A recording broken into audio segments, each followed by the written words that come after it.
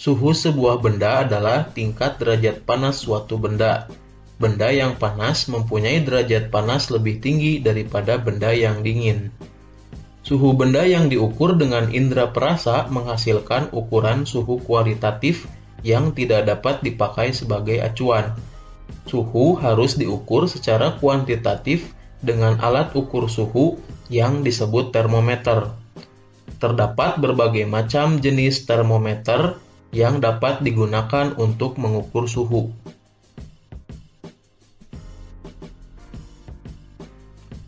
Secara umum, benda-benda di alam akan memuai atau ukurannya bertambah besar jika suhunya naik.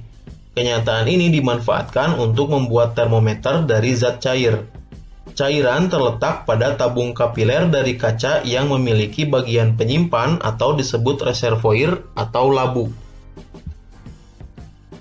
Zat cair yang digunakan umumnya raksa atau alkohol jenis tertentu. Raksa memiliki keistimewaan, yaitu warnanya mengkilat dan cepat bereaksi terhadap perubahan suhu. Selain itu, raksa membeku pada suhu rendah, negatif 38 derajat Celcius, dan mendidih pada suhu yang tinggi, lebih dari 350 derajat Celcius, sehingga dapat mengukur suhu pada rentang suhu yang lebar. Namun, raksa sangat beracun, sehingga berbahaya jika termometer pecah.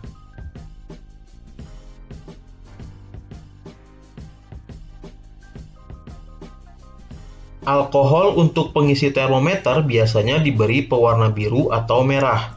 Rentang suhu yang dapat diukur bergantung jenis alkohol yang digunakan. Contohnya, toluen dengan rentang negatif 90 derajat Celcius hingga 100 derajat Celcius. Etil alkohol dengan rentang negatif 110 derajat Celcius hingga 100 derajat Celcius. Alkohol tidak seberbahaya raksa dan mudah menguap, sehingga lebih aman digunakan sebagai pengisi termometer.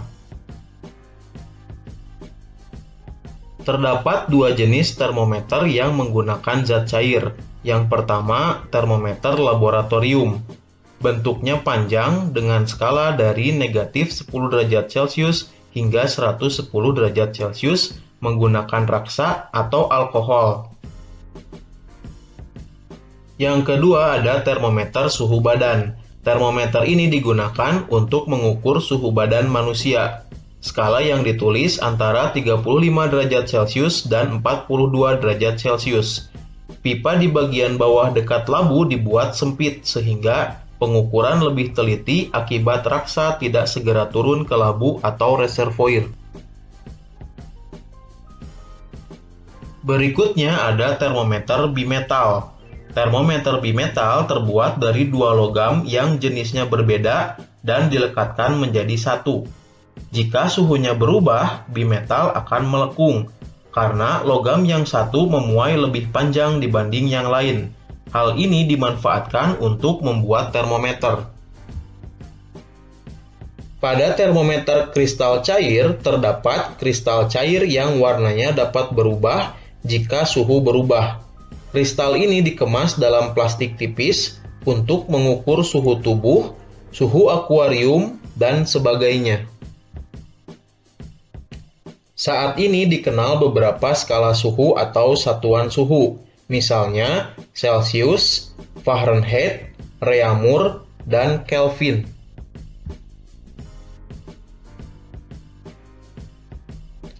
Apa yang terjadi pada benda jika suhunya berubah? Salah satu perubahan yang terjadi pada benda adalah ukuran benda itu berubah. Jika suhu benda naik, secara umum ukuran benda akan bertambah.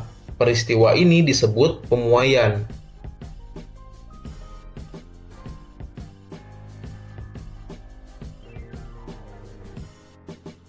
Pada umumnya, benda atau zat padat akan memuai atau mengembang jika dipanaskan dan menyusut jika didinginkan.